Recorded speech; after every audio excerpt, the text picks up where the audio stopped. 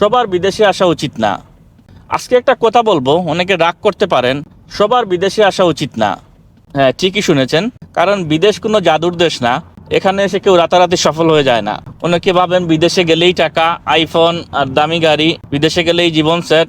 কিন্তু রিয়েলিটি একটু ডিফারেন্ট।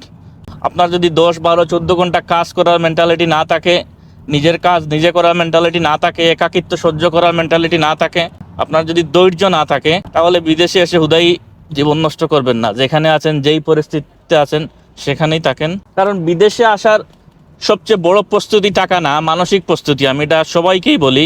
কারণ আমি যেমন অনেক মানুষকে দেখেছি খুব সামান্য টাকা নিয়ে এসে ইউকেতে সফল, ইউএসএতে যে সফল, অস্ট্রেলিয়াতে সফল, কানাডাতে সফল, বিভিন্ন দেশে। আবার অনেকে অনেক টাকা নিয়ে ব্যাকআপ নিয়ে, ফ্যামিলি ব্যাকআপ ছিল, তারপরও ফেইলিয়ার হয়ে দেশে ফিরে গেছে। So taka is a factor, but not the only factor. আপনার মেন্টাল প্রিপারেশন, মেন্টাল স্ট্রেংথ খুবই important. Because I think bidesh life is not for faint hearted.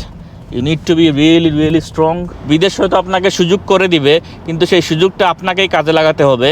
First few month, 6 month, 1 year very tough. এই 6 month 1 ইয়ারেই মানুষ তার future decide করে। এই 6 month 1 ইয়ারেই মানুষের future decide হয়ে যায়। অনেকেই কিন্তু মুখ দিয়ে বলে, না আমি কষ্ট করতে পারবো, আমি হার্ড ওয়ার্কিং পারসন। কিন্তু এখানে আসার পরে যখন আসল রিয়েলিটিতে পড়ে, তখন অনেকেই আর কন্টিনিউ করতে পারে না। এই বিদেশ আপনার জীবনের সেরা সিদ্ধান্ত হতে পারে, কিন্তু you need to be prepare for this. সবাই ভালো থাকবেন, সুস্থ থাকবেন।